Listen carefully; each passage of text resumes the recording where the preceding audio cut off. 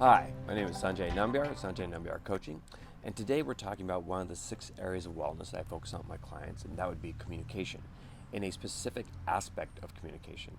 So this is a rule that I use with my clients for their partnerships, their marriages, their romantic relationships, for parenting, and sometimes in the workforce as well.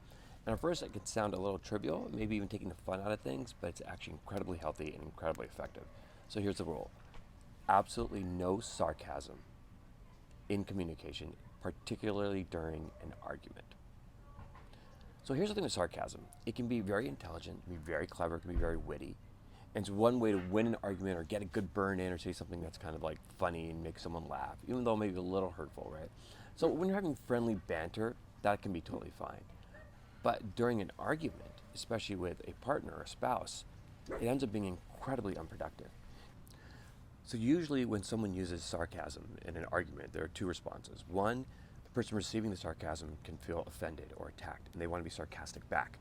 So they hear something hurtful, and they want to be clever and kind of get a jab back, so they say something sarcastic in return.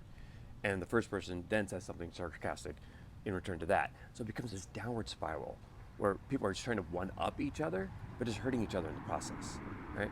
The other response, and this happens often, is someone feels very hurt, they take it personally, and then they retreat and they get quiet or they withdraw. In either case, it's not moving a relationship forward. It's not resolving the crux of the argument. It's not connecting with someone else.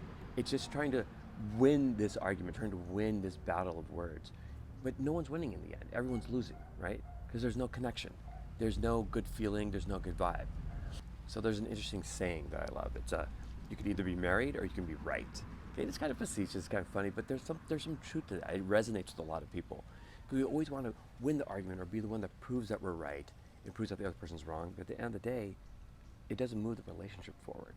And it makes the other person feel bad. It makes the other person bitter, angry, and then they want vengeance in some way, right? And so they'll come back at you with another sarcastic comment. It may not happen that day, it may happen the next day. So with my clients, what I try to say is, try this. If you're used to using sarcasm in relationships and arguments and communication, have a month, a 4-week period, 1 calendar month, where there's no sarcasm.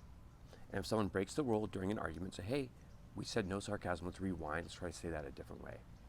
Invariably, that rule ends up improving communication in parenting, in relationships, in the workforce as well.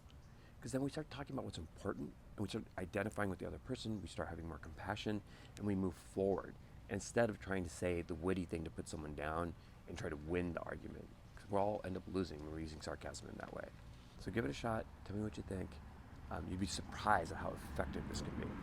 Sanjay Nambiar, Sanjay Nambiar Coaching. Reach out to me through my website, sanjaynambiarcoaching.com. I'd love to hear from you. Thanks.